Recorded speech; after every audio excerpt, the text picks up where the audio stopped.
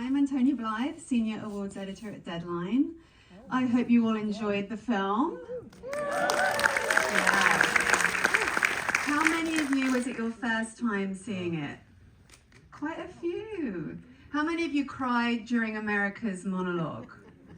Good, good, good. We like that. Okay, so now I'm very excited to introduce some of the amazing talent behind this film. Get ready. First up, Margot Robbie.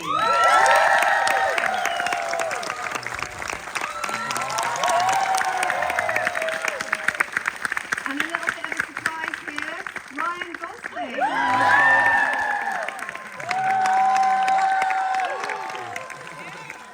And Ferrera.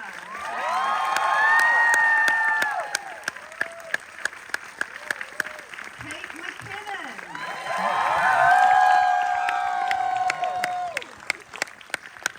Rhea Perlman.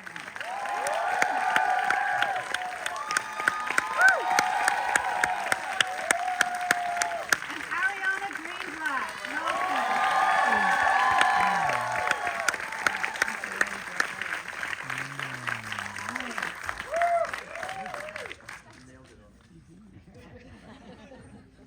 How's everyone feeling?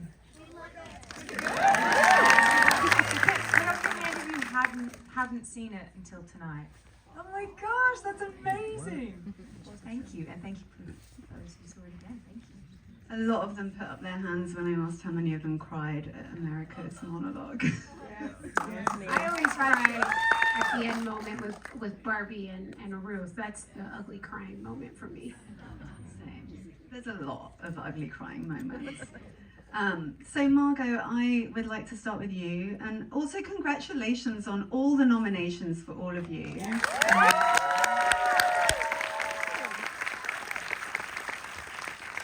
Margot, you were the person that bought the rights to Barbie, and I'm just so curious, what was the meeting where you, with your production company Lucky Chap, sat down and said, this is the thing that we should do? It was about 5.5 years ago, maybe even 6 years ago now, and we sat down with Inon, the real-life head of Mattel, who is nothing like Will Ferrell, actually. He actually is a lot like the Terminator. And he just reminds me of the Terminator so much, and he's just like, he just crushes everything. It's amazing. So he was very on board with kind of trusting us to make the movie, you know, kind of in a wonderful way. He was like, this is your domain, so you tell us. I'm like, I think it should be Greta Gerwig. I think it needs to be like this. I think it has to be kind of like not avoiding some of the complicated things about Barbie. You know, we're pretty honest in that first initial meeting about what our approach would be. But more than anything, we kind of wanted to reassure him too that, you know, there's a 60+ year legacy of this brand, and we would be honoring that. And, you know, it's like, it was all going to be done with love, and executed at the highest level with the best people that this industry has. You know, we have the most incredible HODs on this film.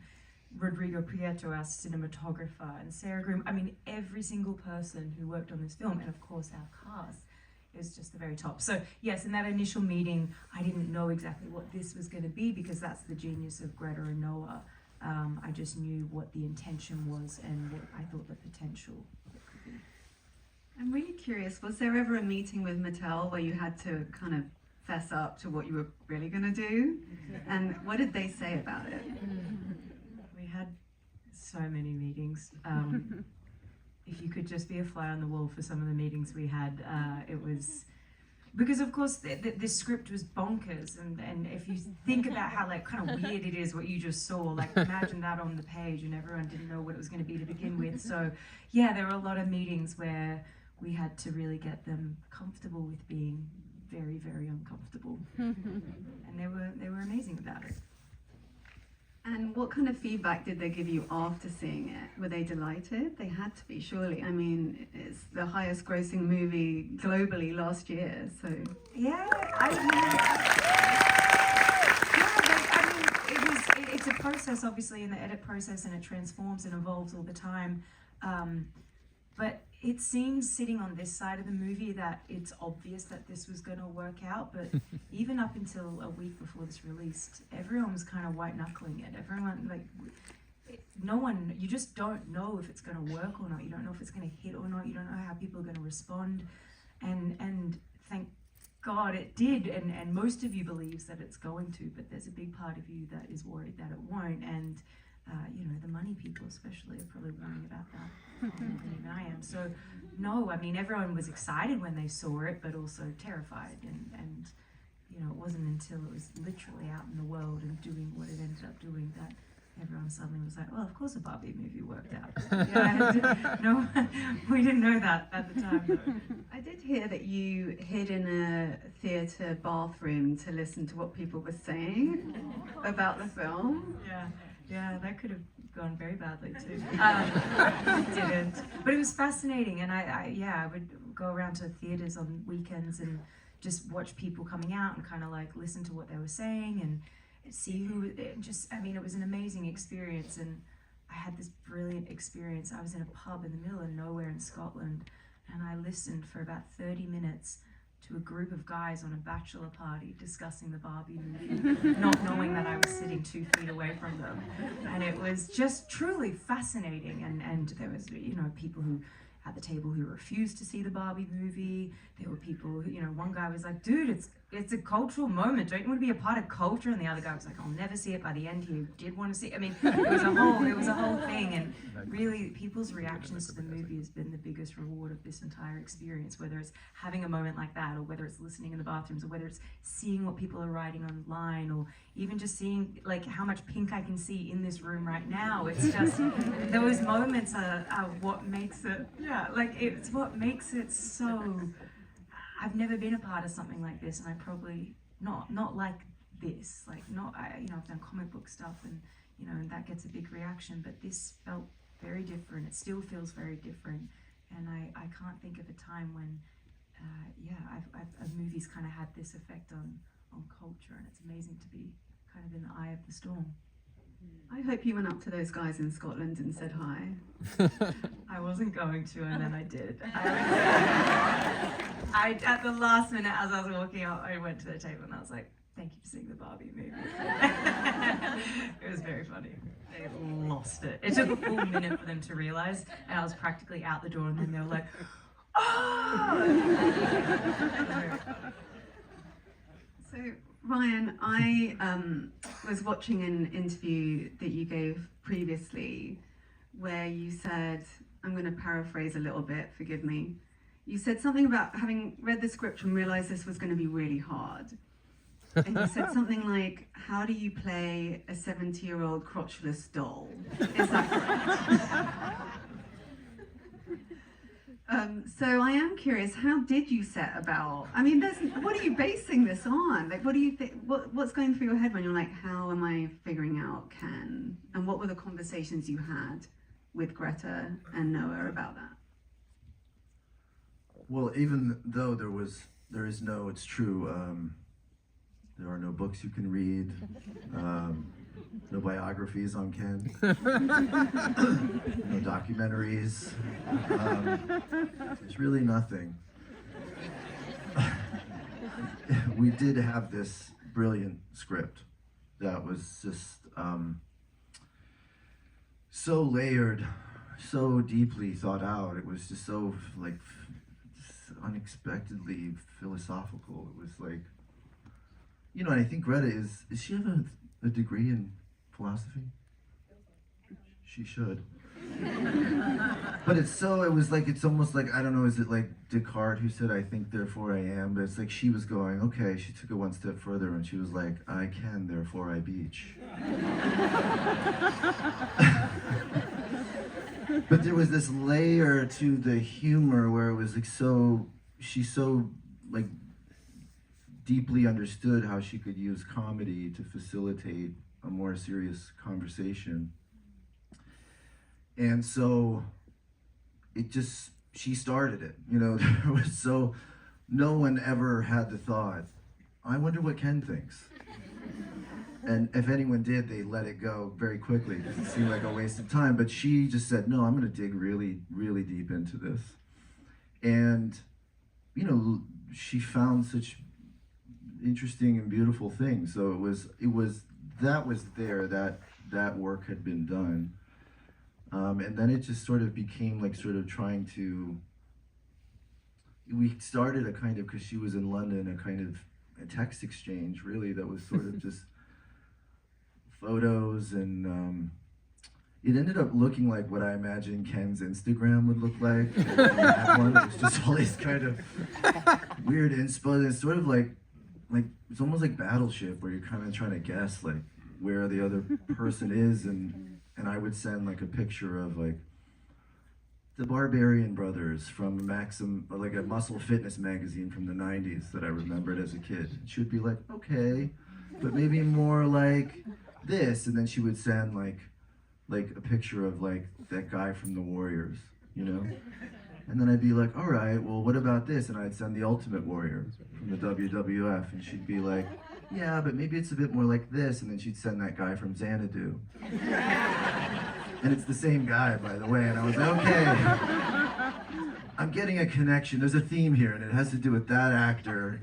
He's the Rosetta Stone. But anyway, and then she would send a horse lamp or a bunch of spoon sculptures, and she'd be like this. And I just felt so honored that she trusted me to understand what like a wall of spoons might mean for this character. What did it mean? Just, you know, if you don't know, you don't know. Sorry. It's pretty obvious. Anyway, it was a very unique process, and we got to this, you know, we got there. I will say though that the portrayal of Ken it's so nuanced, it's hilarious, but also so sad, because it's not, of course, only women that live within these expectations and stereotypes, and his self-esteem is so paper thin because of that. And I feel like this is why the global appeal. It's not just for women, it's for everybody. Because I feel like so little is said to sympathize with that exact scenario of stereotypical stuff. Yeah, when we were filming the I'm Just Ken musical number, I remember going behind a crew guy, he didn't know I was there, and he was like, I'm just Dave. And I was like, this is something going on here. And even Mark Ronson sent me recently, like his friends sent him, like her son is watching that song on a loop now because it's making him feel better about getting dumped. Because he's like, well, if Ken gets dumped, you know, and it makes me realize that like, it's not me, it's like, she's just on a different journey. Cool. That is amazing. America, of course, you and I have talked about this before, this amazing monologue. Every time I watch it, it gets me, and I've seen it many times. I know that Margot has told me that she cried every time you did it on set. I believe everyone was crying at one time or another. How did you and Greta discuss that ahead of time, and how did you build on it? And tell me how it felt actually shooting it. I think it was towards the end of the shoot, right? Yeah, we shot it really towards the end, like months after we had begun shooting. It was, you know, we never really talked about the monologue separate from Gloria's entire journey, really. And similarly, there was a lot of texting going back and forth, and sometimes it was like poetry, or it was an article, or it was an episode of something, or an op-ed about womanhood. And we just kind of for months went back and forth sharing, you know, where we saw the essence of Gloria's journey, which of course is very much encapsulated in that monologue, just bubbling up in the culture, you know. And so by the time we got around to shooting it at the end of the shoot, I mean, I felt so ripe and ready, And you know, the truth is like I just spent 40 years being a woman in the world. Like that's mostly how I prepared for that monologue. And Greta and I, you know, we had a lot in common in terms of like both being moms and having careers and being artists, and so we it felt like sleepover bonding on a really fundamental level, and it was just you know, I think that there's the words were just true, and when I read the words on the page, it just hit me as truth, and I felt like my job was just not to get in the way of what was true, you know. And I think that's what resonates, not just with women, with people of all genders who feel like seen and reflected in the, like you said, you know, Ken and all kinds of people are also damaged by the same systems, right? And Greta had said that she looked around and the guys on the crew were sort of wiping away tears, and they had their own either version of their own, or like a relationship or a witnessing of someone they loved having that experience, you know. So I just feel like it was such a gift that Greta and Noah, but I suspect probably really Greta, put on the page. And you know, yeah, we connected to it as much as we could personally, but at the end of the day, it was just about like letting the simple truth come through. Were you a Barbie owning girl as a kid? No, I was not at all. I mean, we like couldn't afford Barbies growing up. My cousin had Barbies that I kind of played with at her house, but you know, I had never in my wildest dreams desired to be a part of a Barbie movie, you know. And when the script came my way, what was so compelling was Margot's involvement and Greta's involvement, and saying, okay, here are two incredibly talented, intelligent, deep artistic women. Why are they doing this, and what are they going to do with it? And once you read that script, it was just unbelievable. I mean, I felt giddy with excitement, just as a woman in the world, that this was the Barbie movie no one asked for, but that we were going to get, you know? And I had no investment in Barbie whatsoever. And by the end of reading the script, I was in. I said to Mark Ronson very boldly when he came to Barbie dance rehearsal, I said to him, I think there's going to be a before Barbie and an after Barbie, like in this industry, in terms of the permission that people feel in storytelling and what's possible. And that's how I felt when I first read the script. Like, my God, what a masterpiece, what a gift that Greta and Noah gave us. It's definitely...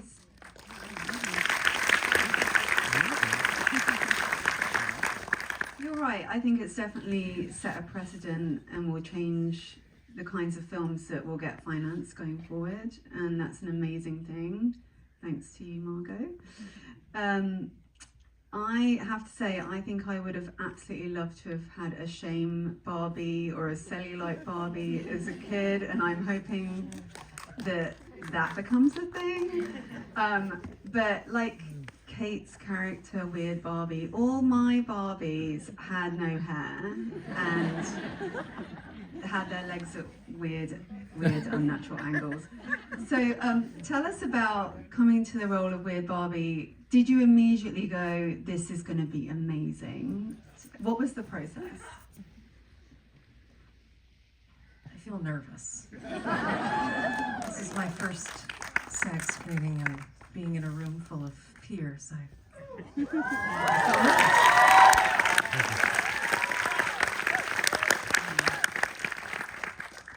Why don't you tell me? What was the question? No, I heard my agent called and was like, there's a role in the Barbie movie. And I was like, pour moi? He was like, it's called Weird Barbie. And I was like,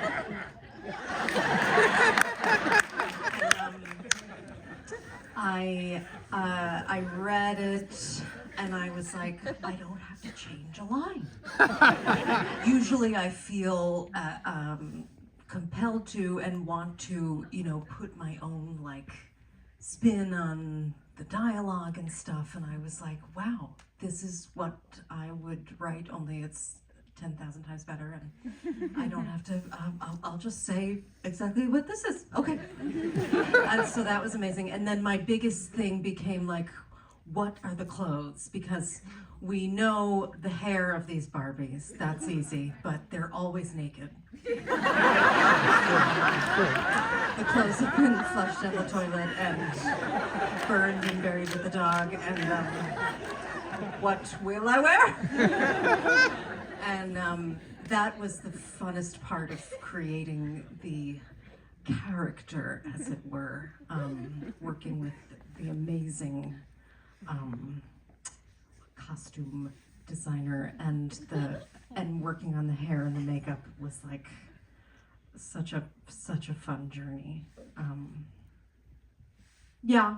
So that. You know what I love is that the dog that poops was a real thing. And it was discontinued because the magnets didn't work on the poop. And it was like a danger to children. But I absolutely love that that's a real thing. Yeah, there was a lot of freaky, weird stuff and real stuff, and they told the truth. All they did was have to tell the truth, and I just was so it's so amazing to be part of something like this with people. It's like crazy, but like I specifically loved Weird Barbie because I feel like girls that age who are doing that to their dolls are just trying to be themselves and express what they feel inside, and how they don't feel like this, they feel like and I wanted to speak to them.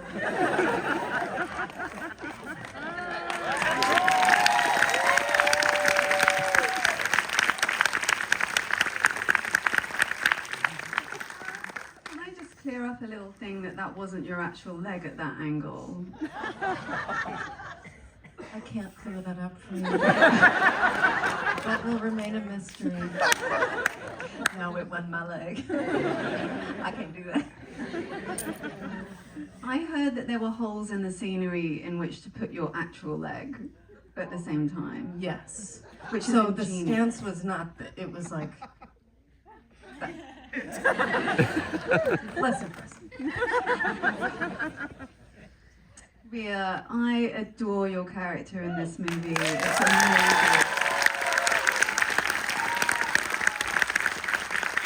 I adore her too. I have to say, I think she's an amazing woman, Ruth Handler, who I play. Some girls came up to me the other day on the street. Oh, you're Barbie's mother. Oh my God. How does it feel to be Barbie's mother? It feels really good. Yeah. Yeah. I mean, she. The words that Greta wrote, Greta and Noah, were just. There was no way to screw them up. They were just brilliant, and they had so much emotion just in it. You didn't really, it felt like I didn't have to do anything, but just be there. Just be. Most of my work, almost all of my work was with Margot, and it was just a complete joy to be with her, who does not have a false note either. She is just, she's just right there, always. And I feel like that's true of all your work, because I'm a huge fan. I've told you. I really do. I really am. And but I did some research on this woman, Ruth, who I was going to play. And she was quite an interesting person, because aside from creating the Barbie, because the story has been told, her daughter, whose name is Barbara, she named it after her daughter, Barbara. By the way, her son was named Kenneth. That's where she got Ken. So I guess she thought a lot about him. But she was the co-owner of Mattel, but apparently, according to all reports, she was the brains behind the operation. And I think that, women can do it ethic is so completely in this movie. It's just so empowering in every way. I mean, it's kind of obvious, but it just is. And aside from Mattel and all that, she, I say at one point in the movie, that I had a mastectomy, and she had a double mastectomy, and when she was healed, she realized there's nothing you could do at that time in our culture, in our world, to make your breasts look like they were real. They were just flat. And so she created the first breast prosthesis. And it's still sold today. It's a bra. It's a bra for people who've had their breasts removed. And she made the first one. And, and she went on, she was already, she liked being in the spotlight, I guess. And she thought it was a very important message to tell people about. And I saw somewhere that she was on some show and she opened her shirt and, you see, how does it look? It was like she was showing that bra that she made. And she was just an amazing person. And, what else to say? I didn't have Barbies, but my daughters had Barbies. And every one of their Barbies was a weird Barbie. Eventually. I mean, they loved playing with them like they were gorgeous. But they also loved taking their heads off, filling them with water, and, throwing them around in the bathtub, and pulling their hair, and then fix their hair, Mom. Well, make it better. I said, okay, well, then don't pull it out every time. I'll do my best. But Barbies were huge in our house. We had Barbie shows where they would everybody has to sit there, and anybody who was at the house had to sit around while my two girls came out and did some really stupid show. With their Barbies. But it was just so wonderful.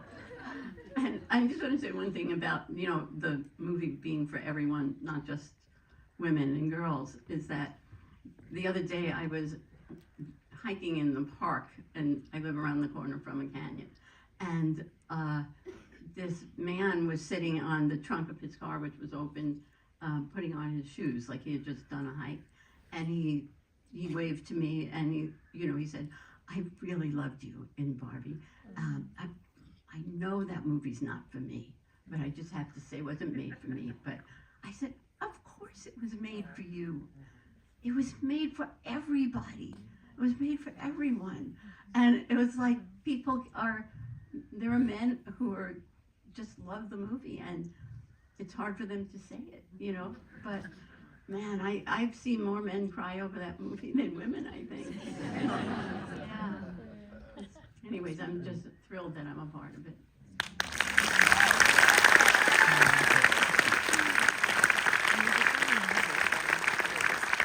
I have to add, when we did our preview screenings today, we do recruited screenings, and then you've got 400 pieces of paper of responses from people, saying what they liked and didn't like about the movie, and it's divided into demographics.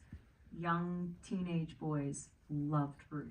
That was like, I was always like, they're gonna love the beach battle, they're gonna love the fart jokes, before we took out that fart joke, but whatever. I was like, I thought I knew the things and they all, like, not obviously all, but like the majority, and very specifically that demographic, teenage young boys loved Ruth. They'd always be like, "I love the scene with Ruth, I love when Ruth did this." Yeah, it was really interesting. So yeah, the movie is for everyone.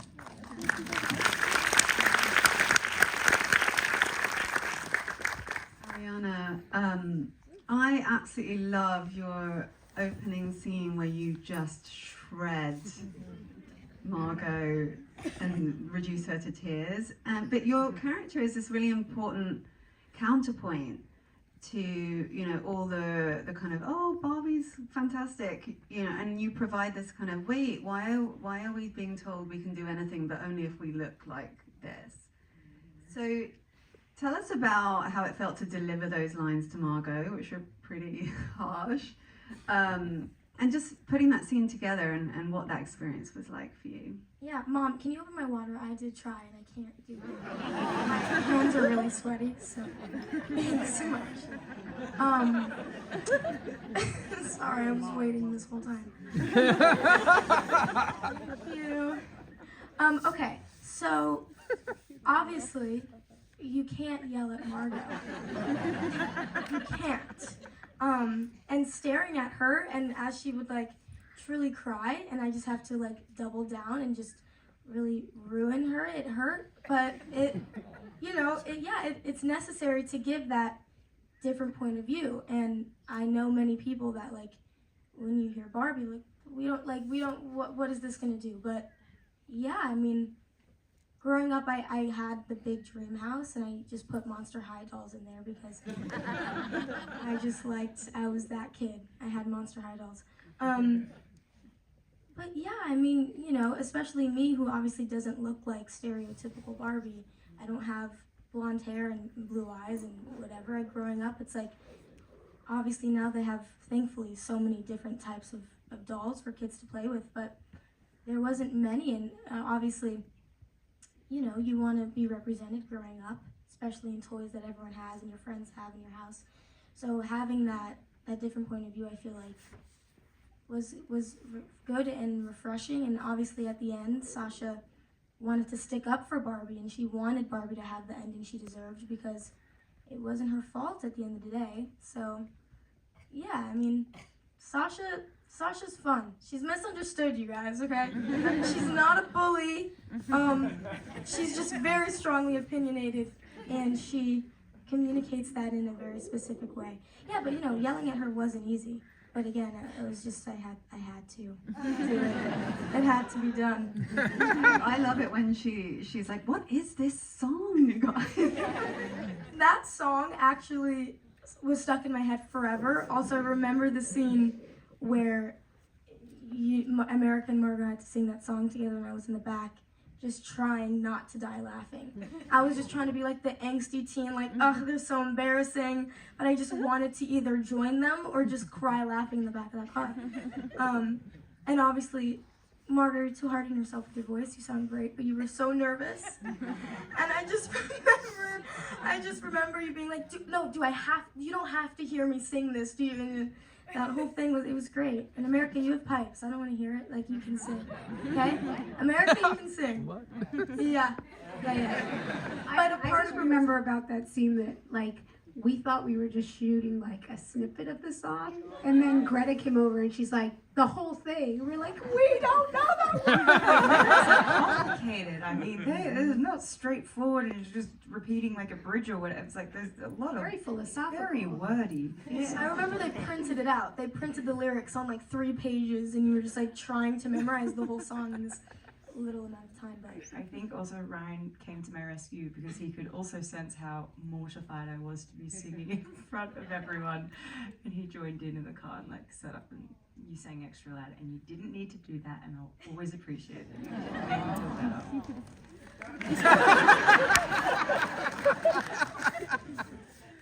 So, this is the only billion-dollar movie solely directed by a woman.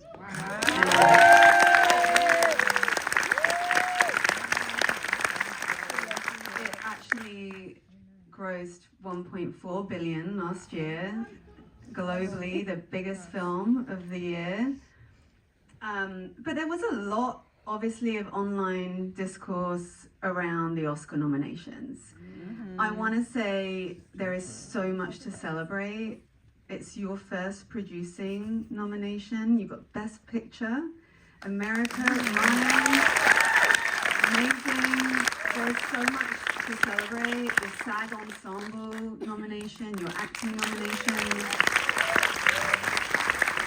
But it had to feel pretty intense because there was so much love for this movie and a lot of people had a lot of feelings about that. Was there anything that you wanted to speak to about that scenario, how it felt? Because it was quite a kind of tense time. I mean, like you said, we're beyond ecstatic that we got 8 Academy Award nominations. I mean, that's so wild. And already, we set out to do something that would shift culture, affect culture, or just make some sort of impact. And it's already done that and some, like way more than we ever dreamed it would. And that is truly the biggest reward that could come out of all of this. And I'm so obviously ecstatic for everyone getting the nods that they've had is just incredible. And in a Best Picture nod, obviously I think Greta should be nominated as a director because what she did is it's like a once in a career, once in a lifetime thing what she pulled off. It really is. But it's been an incredible year, and like for all the films, and you know, there's no way to feel sad when you know you're this blessed. Mm-hmm. I'm really glad she got the screenplay nomination with Noah too. It's just so well deserved. It's also, I don't know, like all things to do with Barbie, it's not really about, I don't know, I just suspect it's bigger than us. It's bigger than this movie. It's bigger than our industry. I don't know, when people feel that way, I think they're feeling it for themselves and for the world that they're in, as opposed to this specific thing. Well, looking around at all the people dressed in pink, it's definitely a cultural movement more than anything, and that's just everything that you could have wished for and more, I imagine. Can any of you, just to close out, offer some of the best fan reaction or even family reactions that you've had? Something that really moved you? I remember when the movie first came out, I snuck into a theater with my brother just to kind of see, similar to you in the bathroom, listening to what people have to say. I just wanted to see everyone's live reaction. So I just found like an empty seat, and there was this girl in front of me, and she was just watching the movie, and I believe it was the part it was either your monologue or when I was screaming at something. It was like a big part of the movie, and I was just watching her watch the movie, and I could just tell she was so touched by it. And she was like in her own little land, and she was dressed in pink, and she had like the prettiest blonde hair, and I was like, okay, I've been staring at this random girl for a little bit, I should probably go. So I just remember like, I tapped on her shoulder, I said, you look so beautiful. And she was like, so confused.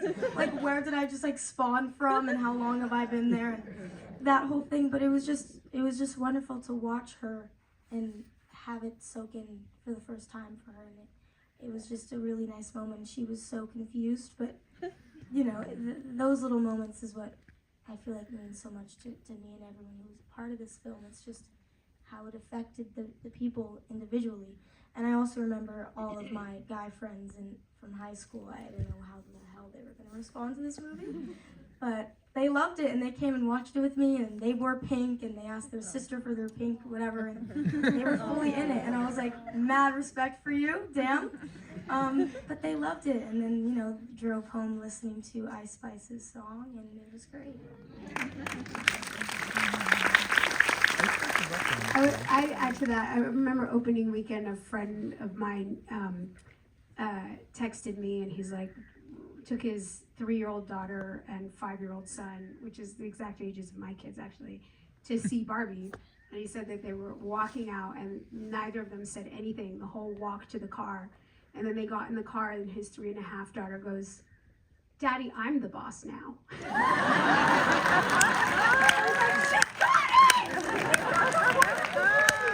Meanwhile, my 5-year-old son took 2 weeks to be like, did the construction workers ever finish the wall? Like 2 weeks to come up with. I'm like, that's what you've been thinking about for 2 weeks? So there's a difference. I don't know. Not to generalize, but. When Barbie, in the early days of the movie having opened, I was in New York doing something, and I got a call, and the number was my daughter Lucy's number, and so I picked it up. Hi, and all I heard was two voices, hers and a man's voice.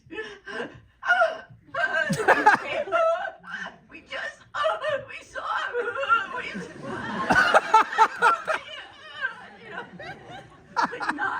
Could not get the words out that they had just gone to see Barbie. I could not stop crying. My daughter and Danny, my husband. Yeah, it was, and he went on and on and on about how this movie should win best movie, every single one, in every category.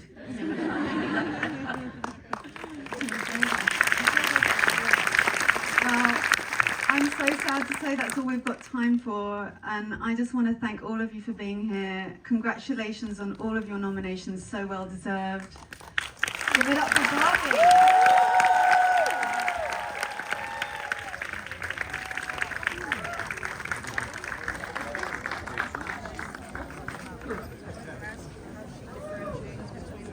Wow, what a treat. Definitely Ryan Gosling over